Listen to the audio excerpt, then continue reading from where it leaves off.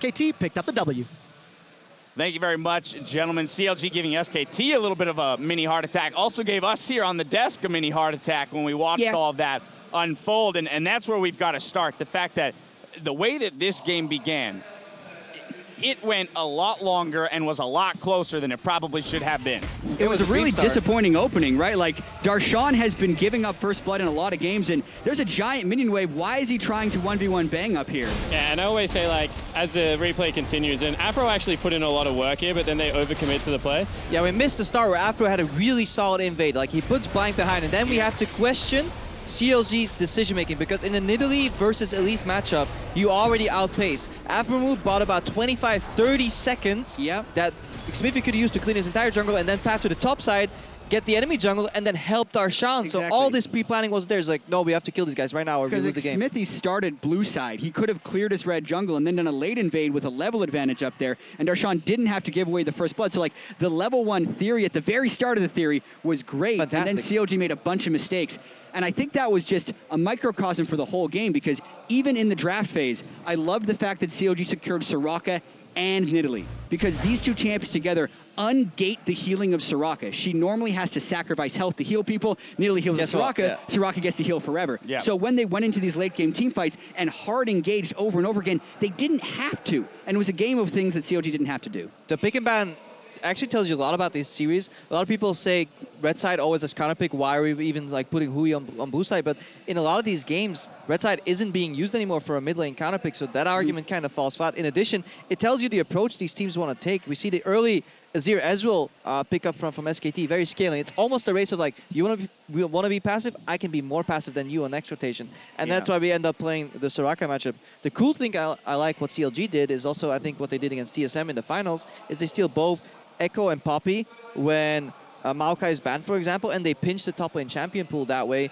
going also for a very... Said, though, Spawn, he just jumps at the trundle, and... This is my problem with it, right? Is we've already seen RNG try and pinch Duke's champion pool quite extensively, and they, like, reduced it down to where they were playing Ryze top lane and things like this. And we've just seen that the double flex doesn't really work out in that favor, because when it does ultimately get to the team fighting, which MSI, like it or not, has resulted in, there's just a weakness there. So if you do it, you have to commit to your win conditions. I'm not saying it's a bad idea, but never team fights. Keep 1-3-1. You can't use your teleports offensively ever. It always has to be reactive when they group up on you. Yeah, but I do think they have a good team fight in terms of, like, this is how CLG also won the series against TSM. They had Hui and Darshan with exquisite backline diving synergy, but it just never came to be because they fell behind for different reasons. I don't think this is necessarily a super bad team fight comp, especially if you factor in what Soraka can do with a silencing zone.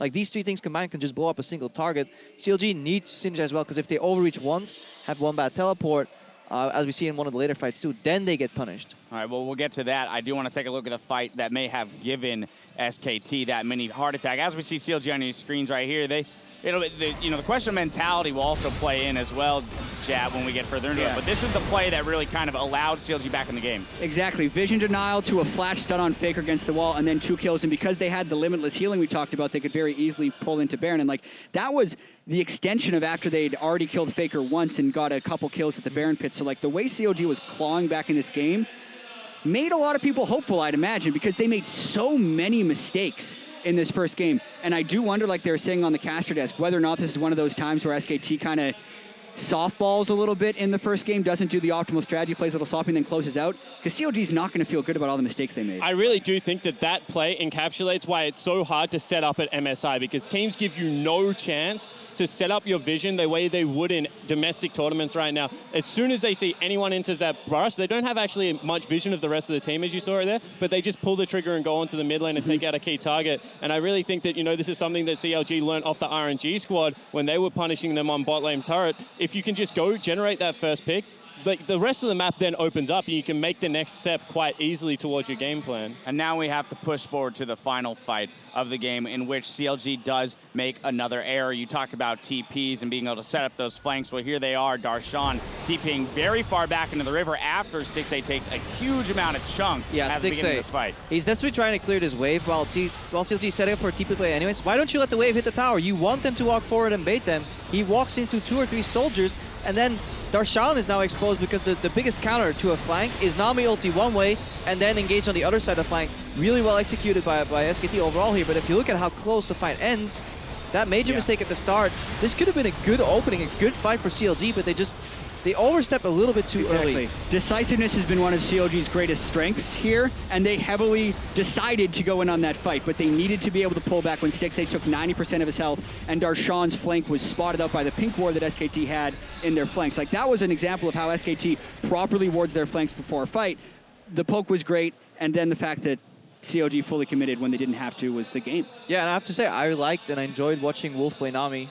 He was very aware of his surroundings, always had a good bubble ready. The fact that you can disengage, you know, with this tidal wave, even if your backline gets dove by this Echo Poppy, and you can slow down whoever's following up. Combine that with the Azir. Nami Azir, really good zone in team fights. I mean, SKT on your screens here, jump in, Spawn. I just love the fact that SKT, like, they're the one team in the world that can pick non-engage and you still think they will win team fights because they pressure certain objectives and then kite back with things like Nami, the Trundle, you know, even the Azir, like, so flawlessly, and they leave themselves these big windows where they can be aggressive on neutrals, like, or turrets or something like that, but then still bait you into the team fight. So they are one of the few teams in the world that can pick non-engage and still play team fighting comps because you can't really pull them around the map all that much. Well, a very unexpected way to get to an expected result in game one here. Coming up, we'll see if Korea's SKT will extend their lead or if North America's Counterlogic Gaming can get the series to game, or can get a game of the series in game two. Don't go anywhere, we'll be right back. We are on the rift, game one in the best. Jesus. English is... We are on the rift for game one in the best of 5. Duke just sat bot lane, 1v1, Bang is in look trouble. at this, Bang and Darshan Two go minions. The minion wave is going to help out, and Darshan gives up first blood. Faker's going to look for one before he goes down. The Barret exhaust is not going to be available, and Faker tries to get away. The shield comes out from Darshan, and the inhibitor stays standing. David. 1-on-1. Go, nice, go. Fucking good shit, baby. Yo, get no pass. Dude, Dragon, dude, bam. Nice, go there. I'm dashing. Nice. Bam. Look at the slide, glide, divide. Faker split the fight, but nobody's gone down. Xmithy was golden from the hourglass. Blank jumps forward. 2 kills for SKT. SKT set their sights on the Nexus, and in 35 minutes, strike one